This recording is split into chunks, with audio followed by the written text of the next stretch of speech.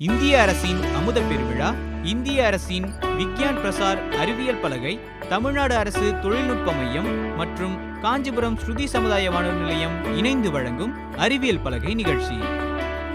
அறிவியல் பலகையின் மூத்த ஒருங்கிணைப்பாளர்கள், சமுதாய வானொலியின் வழிகாட்டி டாக்டர் ஆர் ஸ்ரீதர் ஐயா அவர்கள், மதிப்பிற்குரிய பி ஸ்ரீகுமார் ஐயா அவர்கள் மற்றும் மதிப்பிற்குரிய டிவிவி வெங்கடேஸ்வரன் ஐயா அவர்கள்.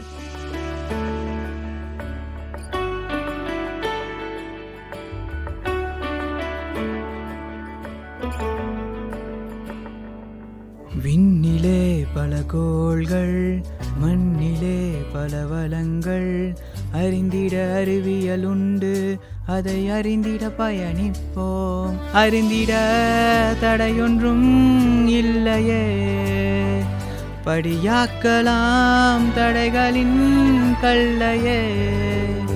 அறிவியல் அறிந்திட, அறிவியல் அறிந்திட, அறிவியல் அறிந்திட, அறிவியல் அறிந்திட.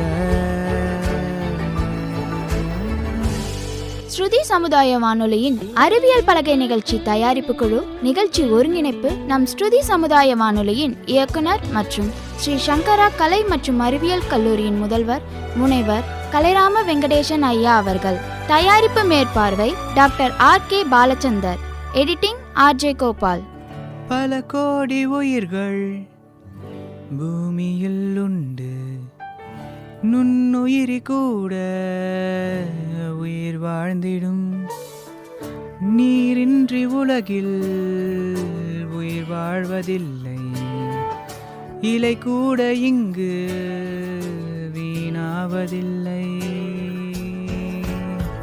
உயிர் வாழ்ந்திட தடையொன்றும் இல்லையே, படியாக்கலாம் தடைகளின் கல்லையே.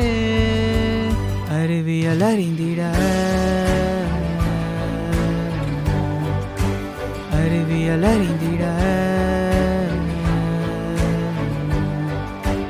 அறிவியல் அறிந்திட, அறிவியல் அறிந்திட.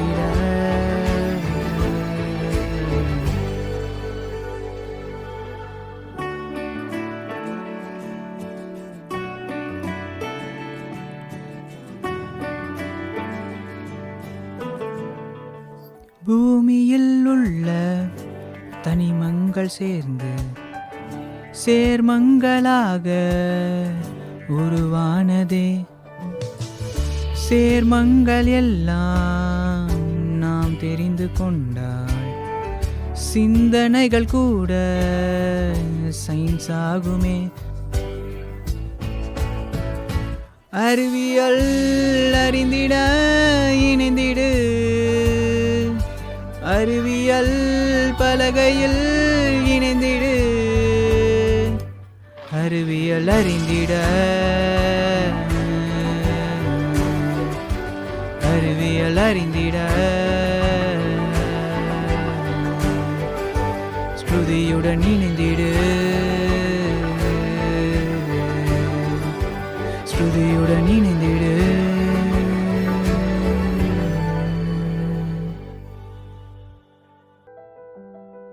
நீங்க கேட்டுட்டு இருக்கிறது ஸ்ருதி 90.8 சமுதாய வானொலி. இது காற்றிலே வரும் காஞ்சியின் குரல்.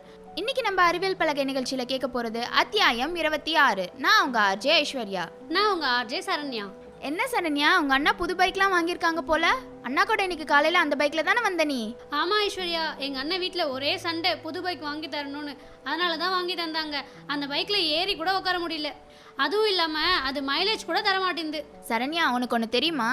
அந்த பைக் அவ்வளோ ஹைட்டா இருக்கிறதுக்கும் ஒரு காரணம் இருக்கு, அது அவ்வளோ மைலேஜ் கொடுக்காம இருக்கிறதுக்கும் ஒரு காரணம் இருக்கு. அப்படியா? என்ன காரணம் ஐஷு? இந்த பைக் சீட் ஏன் ஹைட்டா இருக்கு, இந்த பைக் ஏன் மைலேஜ் கம்மியா கொடுக்குது, இதெல்லாம் பத்தி தான் இன்னைக்கு நம்ம சட்டைப்பையில் சயின்ஸ் செக்மெண்ட்ல கேட்டு தெரிஞ்சுக்க போறோம். இவ்வளோ பெரிய ஷோரூமை ஓப்பன் பண்ணி வச்சிருக்கோம், யாருமே வரலையே. ரொம்ப நாளாக பிஸ்னஸே ரொம்ப டல்லாக போகுது. காலேஜ் பசங்களுக்கெல்லாம் இவ்வளோ பெரிய சிசி, இது மாதிரி கட் சீட்டு, கொஞ்சம் அப்படியே ஹைட்டாக இருக்க சீட்லாம் வச்சுருக்க பைக்லாம் ரொம்ப பிடிக்கும்னு சொல்லி தான் இந்த கம்பெனியை வச்சேன். என்ன தான் பைக்கை பற்றி இவ்வளோ தெரிஞ்சு வச்சுருந்தாலும், ஷோரூம் வச்சுருந்தாலும் பிஸ்னஸ் நடக்க மாட்டுதேடா. பழைய மாதிரி மெக்கானிக் ஷெட் தான் ஓப்பன் பண்ண போல. அதுலேயே நல்ல லாபம் கிடச்சிது. இந்த ஷோரூமை வச்சு வருஷத்துக்கு 2 பைக்கு விற்கிறதுக்கே ரொம்ப கஷ்டமாக இருக்குது. இன்றைக்கி யாருனா வந்தாங்கன்னா எப்படின்னா அந்த பைக்கை விற்றே ஆகணும். பா ஒழுங்கா எனக்கு அந்த பைக்கை வாங்கி கொடுத்துருப்பா. நான் கேட்குற பைக்கை வாங்கி தராமல் நீ என்னப்பா சும்மா வேறு கடையாக கூட்டு போய் காட்டினே இருக்கேன். எனக்கு அந்த பைக்கு தான் வேணும்னு சொல்கிறேன்ல. இருடா, இந்த கடையிலையும் கேட்போம். எல்லா கடையிலையும் விசாரிச்சாதான்டா என்னன்றது புரியும். நம்ம இதுக்கு முன்னாடி பைக்கே வாங்கினதில்ல. அதனால தான்டா தம்பி, கொஞ்சம் இருடா, இந்த அண்ணங்கிட்ட கேட்போம். இவர் என்ன சொல்கிறாருன்னு கேட்டுட்டு முடிஞ்சா இங்கேயே வாங்கலாம், இல்லைன்னா நீ சொன்ன அந்த கடையிலே போய் வாங்கிக்கலாம்டா. பா இப்படிலாம் சொல்லாத, எனக்கு அந்த பைக்கு தான் வேணும். ஒழுங்கா அங்கே கூட்டு போய் எனக்கு பைக் வாங்கி கொடு. சரிடா, வந்தது வந்துட்டோம். இந்த இவர்கிட்டயும் கேட்டு போயிடுவோம். அங்கேயே நீ கேட்குற மாதிரி வண்டி தான் இருக்கு பாடுறா. பா இது வேணாம்ப்பா, இது அதோட கம்மியான பிராண்டுப்பா, காசும் கம்மிப்பா இந்த பைக்கு. எனக்கு அந்த பைக்கு தான்ப்பா வேணும். ஏன்டா தம்பி, காசு கம்மினா நல்லது தானடா. நம்மளே கடன் பட்டு வாங்கிட்டு வந்திருக்கோம். இருக்க நிலத்தை விற்று கடனை உடனே வாங்கி இந்த பைக்கை வாங்கலான்னு உனக்காக எடுத்துகிட்டு வந்திருக்கேன். காசு கொஞ்சம் கம்மியாகுதுன்னா நம்மளுக்கும் நல்லது தானடா. பா அதெல்லாம் கிடையாதுப்பா, எனக்கு அந்த பைக் தான் வேணும். என்ன மாதிரி பைக் பார்க்குறீங்க? நம்ம ஷோரூமில் எல்லா விதமான பைக்ஸும் அவைலபிள் இருக்குது சார். உங்களுக்கு என்ன மாதிரியான பைக் வேணும்? தம்பி, எனக்கு இந்த பைக்கை பற்றிலாம் தெரியாது. நானே ஏதோ கடன் உடனே வாங்கி பையன் பைக்கு கேட்டானேன்னு சொல்லி வாங்குறதுக்காக வந்திருக்கேன். அதுதான்ப்பா, கொஞ்சம் பார்த்து எதுனா நல்ல பைக்காக சொல்லுப்பா. சார், நானும் நீங்கள் பேசிகிட்டு இருந்ததெல்லாம் கேட்டேன். பையன் ஆசைப்பட்றான் தான், அதுக்குன்னு நிலத்தெல்லாம் விற்றா சார் காசு எடுத்துகிட்டு வருவீங்க? என்னப்பா பண்ணுறது, காலேஜுக்கு போகிறான், அங்கே இருக்க பிள்ளைங்கள்லாம் பைக்லாம் எடுத்துகிட்டு வருதான். இவன் மட்டும் பஸ்ஸில் போயிட்டு வரேன், எனக்கும் பைக் வேணும்னு சொல்லி 1 மாதமாக ரொம்ப அடம் பிடிக்கிறான்ப்பா. சாப்பிடக்கூட மாட்டுறான். அதுதான் என்ன பண்ணுறது, ஆசைப்பட்டு கேட்டான், முடியலன்னு சொல்ல முடியல. அதான்ப்பா இருக்கிறத வச்சு கடன் உடனே வாங்கி இந்த காசு புரட்டி எடுத்துகிட்டு வந்திருக்கேன். ப்ரோ என்ன ப்ரோ பண்ணுறீங்க நீங்கள்? பைக் வாங்க வரோன்னா பைக்கை மட்டும் காட்டுங்க, சும்மா தேவையில்லாமலாம் பேசாதீங்க. டேய், பெரியவங்க கிட்ட எப்படி பேசணும்னு கூட தெரியாதாடா உனக்கு? காலேஜுக்கு போகிற ஒருத்தர் கேட்குறாருன்னா அதுக்கு பதில் சொல்கிறதுல என்னடா தப்பு இருக்குது? நம்ம நல்லதுக்கு தான்டா அவர் கேட்குறாரு. தம்பி, அவன் ஏதோ சின்ன பையன், தெரியாமல் பேசிட்டான். நீங்கள் எதுவும் தப்பாக நினச்சிக்காதீங்க தம்பி. அதெல்லாம் ஒன்றும் பிரச்சனை இல்லைண்ணா. பையன் ஏதோ தெரியாமல் பேசுகிறான், எனக்கும் புரியுது அதை பற்றி. நானும் இது மாதிரி ஒரு ஏழை குடும்பத்தில் வந்தவன் தானே. நான் ஒரு மெக்கானிக் தான். இப்போ தான் கொஞ்சம் கொஞ்சமாக சம்பாதிச்சு இது மாதிரி ஒரு ஷோரூம் வச்சுருக்கேன். உங்களை பார்க்கும்போது எங்கள் அப்பாவை பார்க்குற மாதிரி இருக்குண்ணா. அதனால தான் நானும் நீங்கள் கஷ்டமாக சொல்லும் போது என்னன்னு கேட்டேண்ணா. நீங்கள் எதுவும் தப்பாக நினச்சிக்காதீங்க. தம்பி, அதெல்லாம் ஒன்றும் பிரச்சனை இல்லைப்பா. போன மற்ற ஷோரூமெல்லாம் எவ்வளோ காசு எடுத்துகிட்டு வந்திருக்கீங்க, எப்போ வண்டி எடுக்கிறீங்கன்னு தான்ப்பா கேட்டாங்க. நீயாச்சும் எவ்வளோ கஷ்டப்பட்டு காசு எடுத்துகிட்டு வந்திருக்கீங்க, ஏன் இப்படி பண்ணுறீங்கன்னு ஒரு வார்த்தை கேட்டியாப்பா. அது வரைக்கும் எனக்கு ரொம்ப சந்தோஷம்பா. சரிங்கண்ணா, என்னதான் இருந்தாலும் பையன் வந்து வாங்கணுன்னு ரொம்ப பிடிவாதமாக இருக்கான். நானும் பைக்கை பற்றிலாம் எக்ஸ்பிளைன் பண்ணுறேன். அதுக்கப்புறம் அவன் என்ன முடிவு பண்ணுறானோ அதுக்கப்புறம் இங்கே வாங்குறதா இருந்தாலும் சரி, இல்லை அவனுக்கு பிடிச்ச அந்த பைக்கை அவன் வாங்கிக்கிறதா இருந்தாலும் சரிண்ணா. ஓகேவா? வாங்கண்ணா, வாப்பா தம்பி. நம்ம ஷோரூமில் இருக்க எந்த பைக் வேணாலும் பாருங்கண்ணா. உங்களுக்கு எது பிடிச்சிருக்குன்னு சொல்லுங்கள், அதை பற்றி நான் எக்ஸ்பிளைன் பண்ணுறேன். ப்ரோ இந்த பைக்கை பற்றி கொஞ்சம் சொல்லுங்கள் ப்ரோ. டேய் தம்பி, அது பாடுறா, பின்னாடி ஏதோ ஃபர்ஸ்ட் ஃப்ளோரில் உட்காந்துருக்க மாதிரி இருக்குடா. எவ்வளோ ஹைட்டாக இருக்கு பாடுறா பின்னாடி. அம்மாவாலெல்லாம் ஏறி உட்கார முடியாதுடா. எனக்கே கொஞ்சம் கஷ்டம்டா அதெல்லாம் ஏறி உட்காரணும்னா. பா நானா உங்களை கூப்பிட்டு போகிறதுக்கா பைக் வாங்குறேன்? நான் போயிட்டு வரதுக்கு தானேப்பா பைக் வாங்குறேன். எனக்கு பிடிச்ச மாதிரி வாங்க விடுங்கப்பா. இந்த பைக் பார்த்தீங்க அப்படின்னா இது வந்து ஒரு 390cc பைக்ண்ணா. இதனுடைய மேக்ஸிமம் மைலேஜ்னு பார்த்தீங்க அப்படின்னா கிட்டத்தட்ட 30 கிலோமீட்டர் பர் லிட்டர் தான் நான் தரும். இது வந்து உங்களுக்கு எப்படி பட்ஜெட்டில் வருமா அப்படின்றது நீங்கள் தானே யோசிக்கணும். ஏன்னா தினமும் பெட்ரோலுக்கு எவ்வளோ தூரம் போயிட்டு வராரு அப்படின்றதெல்லாம் நீங்கள் யோசிச்சு தான் இந்த பைக் வாங்கணும். அதுவும் இல்லாமல் இது கொஞ்சம் ஸ்பீடு அதிகமாக போகக்கூடிய பைக்கு. அவரால் ஹேண்டில் பண்ண முடியுமா, அவரோட இதுக்கு எல்லாமே ஓகேவான்னு பார்த்து நீங்கள் இந்த பைக் எடுத்துக்கலாண்ணா. அதுவும் இல்லாமல் இதில் ஃப்ரண்ட்டு பேக்கு ரெண்டுத்துலையும் டிஸ்க் பிரேக் இருக்குது. அதுவும் இல்லாமல் மோனோ சாக் அப்சர் இருக்குது. அப்புறம் இதில் வந்து ஃபியூல் இன்ஜெக்டரு, இது மாதிரி நிறைய ஃபீச்சர்ஸ்லாம் இதில் இருக்குண்ணா. இதெல்லாம் ஏதோ சொல்கிறீங்க தம்பி, எனக்கு அதெல்லாம் சரியாக புரியல. இருந்தாலும் ஏன் தம்பி மற்ற பைக்கெலாம் விட இந்த பைக்கில் மட்டும் சீட்டு இவ்வளோ உயரமாக இருக்குது, பின்னாடி வந்து இவ்வளோ கேப் இருக்குது? மற்ற பைக்கெலாம் விட இந்த பைக்கில் மட்டும் ஏன் சீட்டு இவ்வளோ உயரமாக இருக்குது அப்படின்னா, இது மாதிரி உயரமாக இருக்கிறதுனால தான் இந்த வண்டி வேகமாக போகிறதுக்கும், அதே மாதிரி இந்த வண்டியோட மைலேஜை இம்ப்ரூவ் பண்ணுறதுக்கும் இது ஹெல்ப்ஃபுல்லாக இருக்குண்ணா.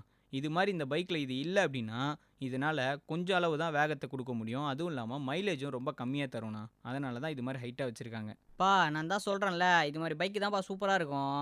பார்த்தல மைலேஜ் கூட தருமா. என்ன தம்பி சொல்கிறீங்க? இதனால தான் மைலேஜே தருதா இந்த பைக்குக்கு? ப்ரோ நான் எவ்வளோ சொன்னாலும் எங்கள் அப்பா கேட்கவே மாட்டாரு ப்ரோ. நீங்களாவது இன்னும் கொஞ்சம் தெளிவாக எக்ஸ்பிளைன் பண்ணுங்க ப்ரோ. அப்போயாவது புரிஞ்சுட்டு இந்த பைக்கை வாங்கலான்னு சொல்கிறாரான்னு பார்க்கலாம். பொதுவாகவே நம்மளை சுற்றி காற்று இருந்துக்கிட்டே இருக்கும்ண்ணே. இப்போது இந்த இடத்துல நம்ம நடக்கிறதோ இல்லை ஓடுறதோ பண்ணும்போது அந்த இடத்துல இருக்கக்கூடிய காற்றை கிழிச்சிக்கிட்டு போகும்போது தான் இந்த ஓடுறது நடக்கிறது இது மாதிரி எல்லா நிகழ்வும் நடைபெறுது. இதே மாதிரி தான் பைக்லேயும் நடக்குது. பைக்கு ரோட்டில் போகும்போது அந்த இடத்துல இருக்கக்கூடிய காற்றை கிழிச்சிக்கிட்டு அந்த பைக்கு போகும். இது மாதிரி போகிறதுக்கு இந்த பைக்கு எவ்வளோ காற்றை கிழிக்குது அப்படின்றது தான் ஏரோடைனமிக்ஸை வச்சு இந்த பைக்கை டிசைன் பண்ணுவாங்க. ஏரோடைனமிக்ஸ்ன்றது வேறு எதுவும் இல்லை, இந்த பைக் வந்து அந்த காற்றை கிழிச்சிக்கிட்டு போகக்கூடிய திசையை எப்படி கால்குலேட் பண்ணால் இந்த வண்டி இன்னும் வேகமாக போக வைக்க முடியுன்றது தான் இந்த ஏரோடைனமிக்ஸ்னு சொல்லுவாங்க. இந்த ஏரோடைனமிக்கை பயன்படுத்தி தான் ஃப்ளைட்டு, ராக்கெட்டு, ஏன் ஹெலிகாப்டரு, பைக்கு, காரு இது மாதிரி எதெல்லாம் வேகமாக போகக்கூடியதாக இருக்கோ அது எல்லாத்தையுமே இந்த ஏரோடைனமிக்ஸை வச்சு தான் நான் பண்ணுவாங்க. சரி தம்பி, இது எப்படி இந்த பைக்கில் பண்ணியிருக்காங்க? அண்ணா இப்போ நீங்கள் இந்த பைக்கை பார்த்தீங்கனாலே உங்களுக்கு தெரியும், இந்த பைக்கோட முன்னாடி பக்கம் வந்து கூர்மையாக இருக்கும். இது மாதிரி ஏன் இது கூர்மையாக இருக்குது அப்படின்னா நம்மளை சுற்றி இருக்கக்கூடிய காற்றை கிழிக்கிறதுக்கு ஏற்ற மாதிரி தான் இந்த கூர்மையான பகுதியை அமைச்சிருப்பாங்க. உதாரணத்துக்கு நீங்கள் சின்ன வயசுலலாம் வந்து கிணத்துலலாம் குளிக்கும் போது கையோ இல்லை காலையோ வந்து நேராக வச்சு குதிச்சா மட்டும்தான் உங்களுக்கு வந்து அந்த தண்ணி மேலே எந்த வலியும் இல்லாமல் உங்களால் அந்த கிணத்துக்குள்ளேயோ இல்லை அந்த தண்ணி மேலேயோ குதிக்க முடியும்.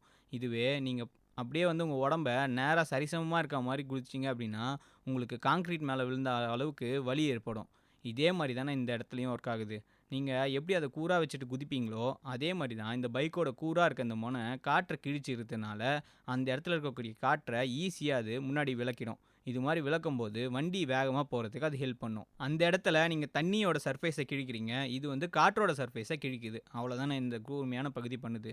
இதை தான் ஏரோடைனமிக்ஸ்னு சொல்கிறாங்க. அப்போ இந்த மாதிரி முன்னாடி கூர்மையாக இல்லாத வண்டி கூட தானே தம்பி ரோட்டில் போகுது, அப்போ அதெல்லாம் பிரச்சனை இல்லையா? அண்ணா இது மாதிரி கூர்மையாக இருக்கணுன்றது அத்தியாவசியமான ஒரு தேவை கிடையாதுண்ணே. இது ஏன் இருக்குது அப்படின்னா வண்டிகள் வேகமாக போகிறதுக்காக தான் இது மாதிரி வச்சுருக்காங்க. இதுவே அந்த பைக்லாம் எடுத்துக்கிட்டிங்க அப்படின்னா அதுவும் காற்றை கிழிக்கும், ஆனால் இதை விட கொஞ்சம் ஸ்லோவாக கிழிக்கும்ண்ணே. அதே மாதிரி தான் இப்போ நம்ம கூட தான் தட்டையாக இருக்கும், நடக்கும்போது நேராக தான் நடக்கிறோம், நம்மளை சுற்றி இருக்கக்கூடிய காற்றை நம்ம கிழிச்சிக்கிட்டே தான் நடக்கணுண்ணே. இதுவே நீங்கள் எதிர்காத்துல நடக்கும்போது தான் உங்களுக்கு அந்த ஃபீலிங் தெரியும். எதிர நம்ம மேலே காற்று அடிக்கும்போது நம்ம நடக்கும்போது ரொம்ப கஷ்டப்பட்டு நகருவோம்ல, அதே மாதிரி தானே இது மாதிரி கூர்மையான பகுதி இல்லாத போது அந்த காற்றை கிழிக்கிறதுக்கு அது ரொம்ப கஷ்டப்படும். இதுவே அந்த கூர்மையான பகுதி இருந்தால் அது ஈஸியாக கிழிச்சிக்கிட்டு போகும். இதுதானே இதுக்கும் அதுக்கும் இருக்க வித்தியாசம்.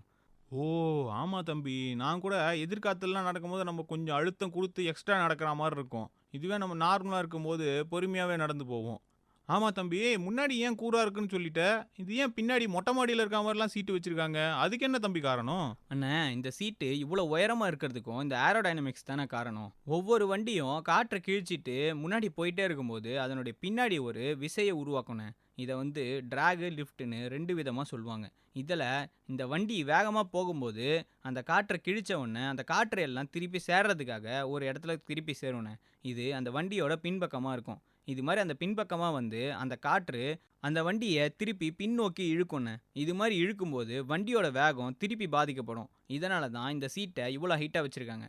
இந்த சீட்டு என்ன பண்ணும் அப்படின்னா அப்படி காற்றை கிழிச்சிக்கிட்டு பின்னாடி ஒன்றா சேர வரக்கூடிய அந்த காற்றை திருப்பி பிரிக்கிறதுக்காக தான் இந்த இடத்துல இவ்வளோ ஹைட்டாக இந்த சீட்டை வச்சுருக்காங்க. இது மாதிரி இந்த சீட்டு ஹைட்டாக இருக்கிறதுனால அந்த பிரிஞ்சு வரக்கூடிய காற்றை திருப்பி பிரித்து அந்த சேரக்கூடிய இடத்த இன்னும் கொஞ்சம் பின்னாடி தள்ளி போக வச்சிரும். இது மாதிரி தள்ளி போக வைக்கிறதுனால அந்த இடத்துல வண்டிக்கும் அந்த டிராகுக்கும் இருக்கக்கூடிய தூரன்றது ரொம்பவும் அதிகமாக இருக்கிறதுனால வண்டியோட வேகத்தில் அந்த டிராகோட எஃபெக்ட்டு ரொம்ப கம்மியாக இருக்கும். இதனால தான் இது மாதிரி சீட் எல்லாத்தையும் உயரமாக வச்சுருக்காங்கண்ணே. இது மாதிரி வண்டி இந்த காற்று பின்னாடி இழுக்காததுனால வண்டியால் இன்னமும் வேகமாக போக முடியும். சரி தம்பி, முன்னாடி பின்னாடி இருக்க காற்றை பற்றிலாம் சொல்லிட்ட, நம்மளை சுற்றியும் தானே தம்பி காற்று இருக்குன்னு சொன்னேன், அப்போ அந்த காற்று என்ன பண்ணும் இந்த இடத்துல? அண்ணா நான் முன்னாடியே சொன்ன மாதிரி இப்போ வர வண்டி மாதிரி பழைய வண்டிலாம் முன்னாடி கூரா இல்லாததுனால அது காற்றை கிழிக்கக்கூடிய திறனு ரொம்ப கம்மியாக இருக்கும்ண்ணே. இது மாதிரி அது காற்றை ரொம்ப கம்மியான இடத்துலேயே கிழிக்கிறதுனால அது அந்த காற்று ஒன்றா சேர்ற இடமும் ரொம்ப பக்கத்துலேயே இருக்கும்ண்ணே. அதனால் அந்த வண்டியோட வேகம் பாதிக்கப்படும். அதே மாதிரி அது காற்றை கிழித்து அந்த காற்று வெளியே தள்ளக்கூடிய இடமும் ரொம்பவுமே சின்னதாக இருக்கும். இதனால தான் அது காற்று சீக்கிரமாகவும் சேர்ந்துருது, அந்த வண்டியோட ட்ராகும் ரொம்ப அதிகமாக இருக்குது. இதுவே இந்த வண்டி எடுத்துக்கிட்டிங்க அப்படின்னா இதோட முன்னாடி பக்கமே பார்த்தீங்கன்னா ரொம்ப கூராக இருக்கும். இந்த கூர் கிழித்து அதனுடைய காற்றை கிழிக்கக்கூடிய திறன் அதிகமாக இருக்கிறதுனால இது ஒன்றா சேரக்கூடிய இடமும் ரொம்ப பெருசாக இருக்கும்ண்ணே. அதனால் நம்மளை சுற்றி இருக்கக்கூடிய காற்றும் கிழிக்கப்பட்டு இது எல்லாமே சேரக்கூடிய இடமான பின்னாடி இருக்க இடத்துக்கு தானே தள்ளப்படும். அதனால் சுற்றி இருக்க காற்றுனாலையும் இதில் எந்த பிரச்சனையும் ஏற்படாதுண்ணே. சரி தம்பி, இதனால மைலேஜ் கூட இன்க்ரீஸ் ஆகும்னு சொன்னீங்களே, அது எப்படி தம்பி ஆகுது? இது எப்படி மைலேஜுக்கு உதவுது அப்படின்னா நீங்கள் நார்மலாக நடக்கும்போது உங்களால் ஈஸியாக நடக்க முடியும். இதுவே உங்களை எதனா ஒரு பொருளை இழுத்துக்கிட்டு நடக்க சொன்னால் நீங்கள் கொஞ்சம் கஷ்டப்பட்டு தானே நடப்பீங்க. அதே மாதிரி தான் இந்த இடத்துலையும் இது ஹெல்ப் பண்ணுது. நீங்கள் அந்த கஷ்டப்பட்டு நடக்கும்போது அதிகமான எனர்ஜியை செலவு பண்ணுவீங்க.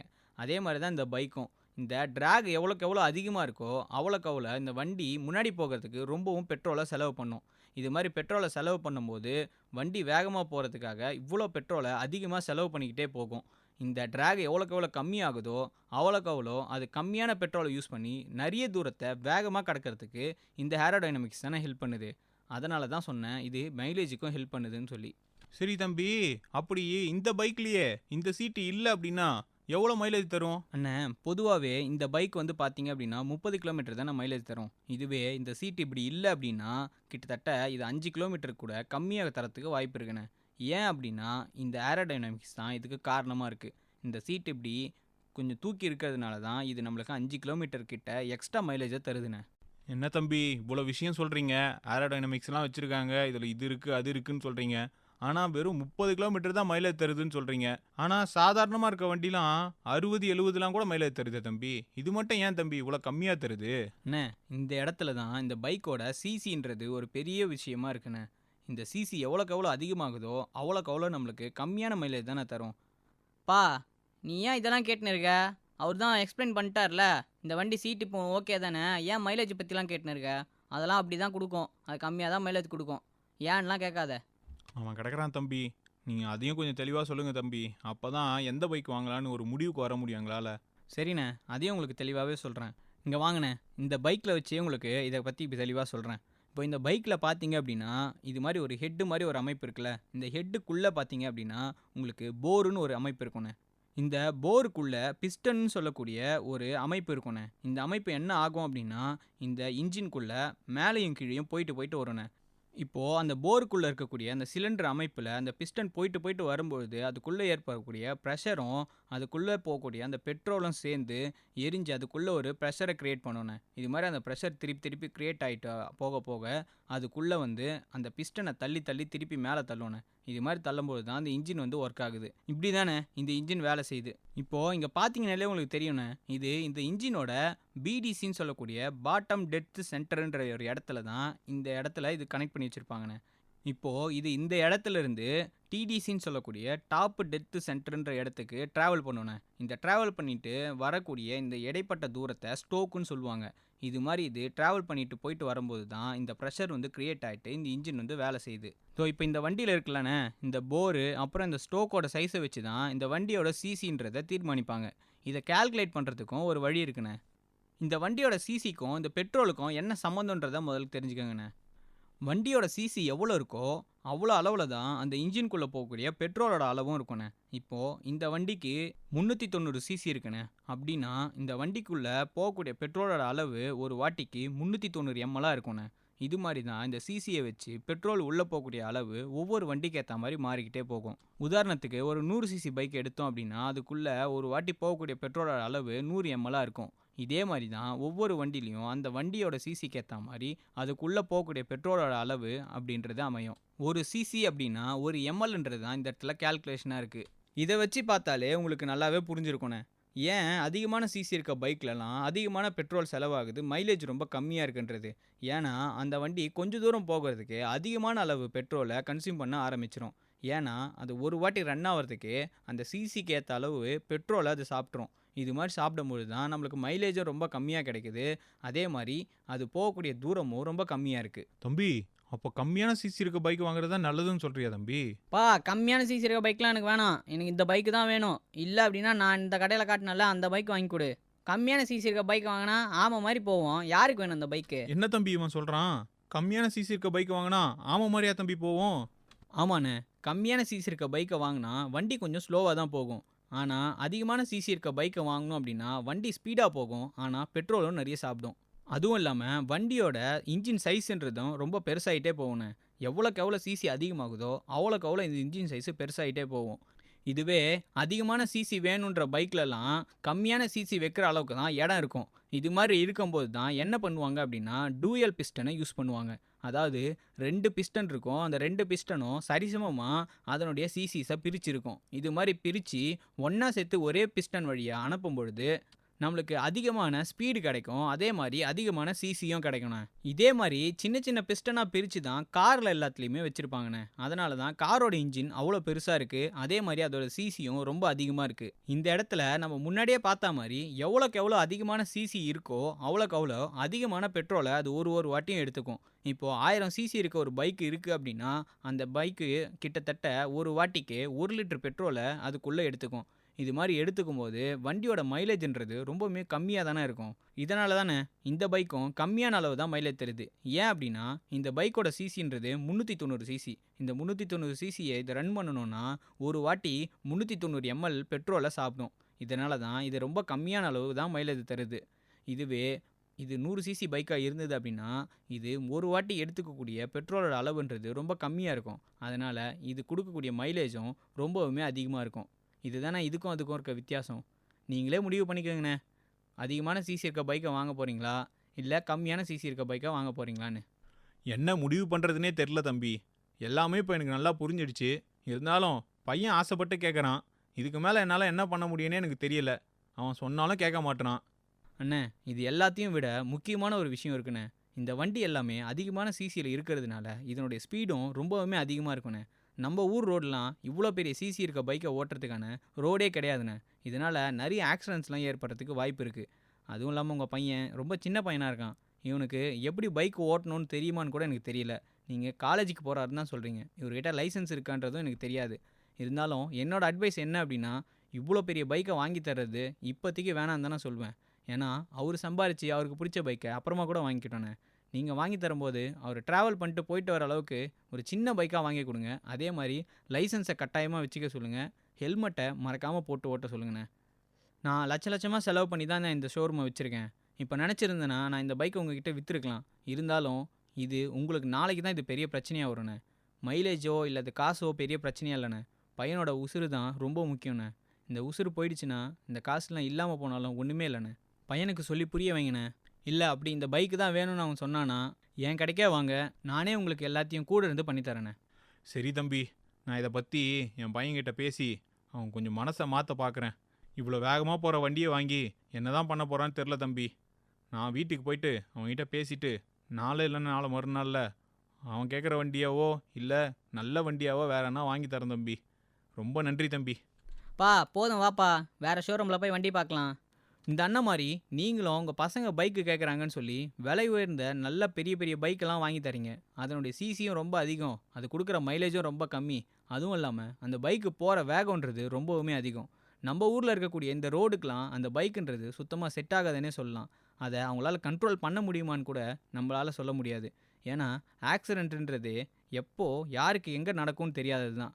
இவ்வளோ வேகமாக போகிற வண்டியில் போயிட்டு சின்னதாக ஒரு ஆக்சிடென்ட் நடந்தால் கூட அதன் மூலமாக அவங்களுக்கு ஏற்படக்கூடிய காயன்றது ரொம்பவுமே அதிகமாக இருக்கும். அதனால் நீங்களும் உங்கள் பசங்களுக்கு வாங்கி தர பைக்கில் இருந்தாலும் சரி, இல்லை யாருன்னா உங்களுக்குன்னே நீங்கள் பைக்கு வாங்குறதா இருந்தாலும் சரி, இது எல்லாத்தையும் யோசித்து மைலேஜு, சேஃப்டி இது மாதிரி எல்லா விஷயத்தையும் யோசித்து ஒரு பைக்கை வாங்குங்க. இந்த பைக்கை வாங்கும்போது கூடவே ஹெல்மெட்டையும் சேர்த்து வாங்குங்க. ஹெல்மெட் இல்லாமல் பைக்கை ஓட்டுறதுன்றது உயிருக்கு மட்டும் இல்லை உங்கள் குடும்பத்துக்கே பெரிய ஆபத்தாக முடியும். அதனால் தலைக்கவசத்தை போட்டு வண்டி ஓட்டுங்க. தலைக்கவசம் உயிர் கவசம். அச்சச்சோ ஐஷு, இதனால தான் இந்த பைக்கு மைலேஜ் கம்மியாக தருதா? இதெல்லாம் தெரியாமலே நாங்கள் வர அந்த பைக்கை வாங்கிட்டோம். முதல்ல போய் நான் எங்கள் அப்பா கிட்ட சொல்கிறேன். நல்ல வேலை இந்த ப்ரோக்ராமை கேட்டேன், இல்லைனா எனக்கு இதை பற்றி ஒன்றுமே தெரிஞ்சிருக்காது. நீங்களும் சரண்யா மாதிரியே இந்த பைக் சீட்லாம் ஏன் ஹைட்டாக இருக்குது, இந்த பைக் மைலேஜ் ஏன் கம்மியாக கொடுக்குது அப்படிங்கிறத எல்லாத்தையுமே இந்த நிகழ்ச்சி மூலியமாக தெரிஞ்சிட்ருப்பீங்க. இதோட அறிவியல் பலகை நிகழ்ச்சி முடிவடைகிறது. உங்களிடமிருந்து விடைபெறுவது நான் உங்கள் ஆர்ஜே ஐஸ்வர்யா. நான் உங்கள் ஆர்ஜே சரண்யா.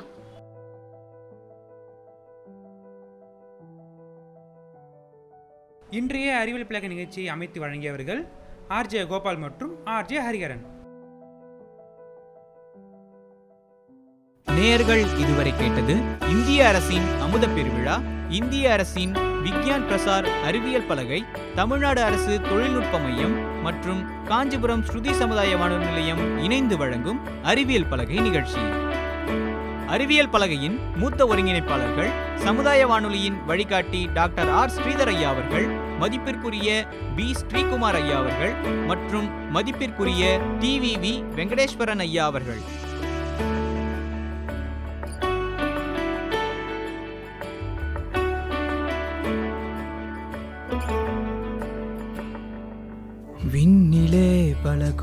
கோள்கள் மண்ணிலே பல வளங்கள் அறிந்திட அறிவியல் உண்டு அதை அறிந்திட பயணிப்போம் அறிந்திட தடையொன்றும் இல்லையே படியாக்கலாம் தடைகளின் கல்லையே அறிவியல் அறிந்திட அறிவியல் அறிந்திட அறிவியல் அறிந்திட அறிவியல் அறிந்திட. ஸ்ருதி சமுதாய வானொலியின் அறிவியல் பலகை நிகழ்ச்சி தயாரிப்பு குழு நிகழ்ச்சி ஒருங்கிணைப்பு நம் ஸ்ருதி சமுதாய வானொலியின் இயக்குனர் மற்றும் ஸ்ரீ சங்கரா கலை மற்றும் அறிவியல் கல்லூரியின் முதல்வர் முனைவர் கலைராம வெங்கடேசன் ஐயா அவர்கள். தயாரிப்பு மேற்பார்வை doctor R.K. Balachander. Editing R.J. Gopal. பல கோடி உயிர்கள் பூமியில் உண்டு நுண்ணுயிரி கூட உயிர் வாழ்ந்திடும் நீரின்றி உலகில் உயிர் வாழ்வதில்லை இலை கூட இங்கு வீணாவதில்லை உயிர் வாழ்ந்திட தடையொன்றும் இல்லையே படியாக்கலாம் தடைகளின் கல்லையே அறிவியல் அறிந்திட அறிவியல் அறிந்திட அறிவியல் அறிந்திட அறிவியல் அறிந்திட.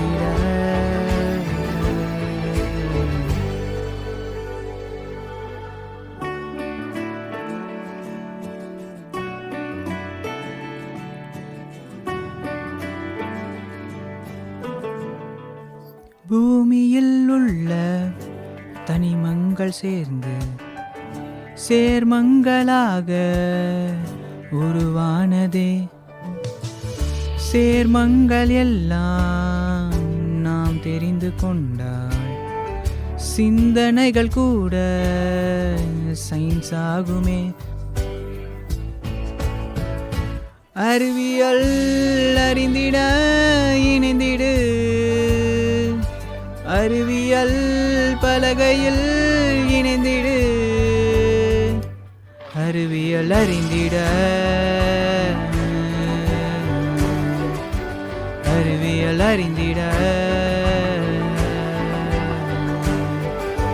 ஸ்ருதியுடன் இணைந்திடு.